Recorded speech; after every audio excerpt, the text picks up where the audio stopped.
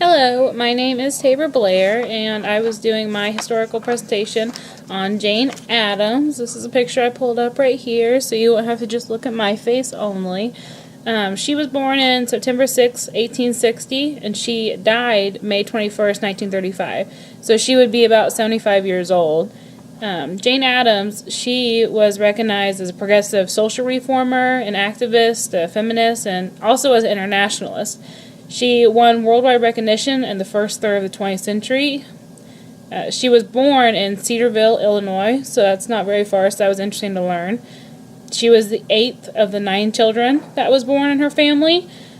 Her father was a local political leader who served for about 16 years as a state senator and fought as an officer in the Civil War.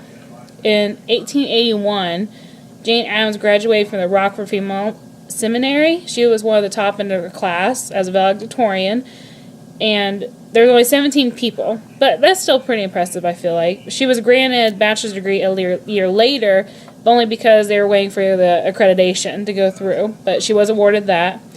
In the course of the next 6 years, she actually began studying medicine, but she had to leave that because of her poor health. And for a while, she was actually in and out of the hospital, but she made it through that.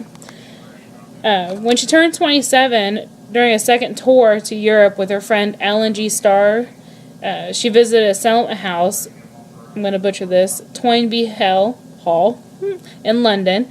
This visit is what gave her the idea to open a similar house for the underprivileged area in Chicago. She wanted to provide a center for higher civic and social life for everybody and to give the resources for education that possibly wasn't given to them in that area. She also wanted to investigate and improve the conditions in the industrial districts of Chicago just to help out in the areas, once again, the areas that just were very underprivileged. Miss Addams and Miss Starr actually went and made speeches about the needs of the neighborhood, and they raised money. They convinced young women of well-to-do families to help. They took care of children, nursed the sick, and listened to outpourings from troubled people.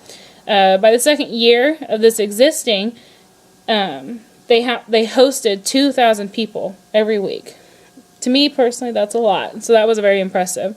They had kindergarten classes in the morning, club meetings for older children in the afternoon, and for adults in the evening. And it actually became pretty much like a night school also for people. The first faculty added to Hull House was an art gallery. The second, a public kitchen. Then came a coffee house and a gymnasium. And they also brought in a swimming pool, a cooperative boarding club for girls, a book bindery, an art studio, a music school, a drama group, a library again, an employment bureau, and a labor museum. So they brought a lot of things into this house to pretty much try and give as much resources as they could for everybody. Jane Addams was a passionate feminist in philosophy. In the days before women's suffrage, she believed that women should make their voices heard in legislation and should have the right to vote, and also thought that women should create aspirations and then search for those opportunities to realize their aspirations and then go for it.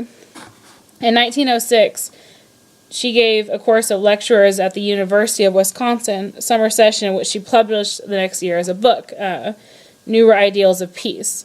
She spoke for peace in 1913 at a ceremony commemorating the building of the Peace Palace, and then in the next 2 years, as a lecturer, she sponsored the Carnegie Foundation. She spoke a lot against Americans' entry into the First World War. She was a very big advocate against that. In January 1915, she accepted the chairmanship of the Women's Peace Party, an American organization, and 4 months later, the presidency of the National Congress of Women assembled at the Hague, largely upon the initiative of Dr. Aletta Jacobs. Jane Addams, and then served as the president until 1929 of that, and the presiding officer of its 6 international conferences in those years, and as honorary president for the remainder of her life. She publicly opposed, if you look up to her, she opposed the Americans' entry into the war, like I said earlier, a lot. But because of this, she was attacked in the press, and she was actually expelled from the Daughters of the American Revolution. But she found an outlet for her humanitarian impulses as an assistant to her Herbert Hoover in providing relief supplies of food to the women and children of the enemy nations. In 1926, Jane Addams had a heart attack, And ever since then, she honestly really never regained her health. And she was in and out of the hospital again. And the day she was being admitted to the Baltimore hospital, December 10th, 1931, the Nobel Prize was actually being awarded to her in a different state.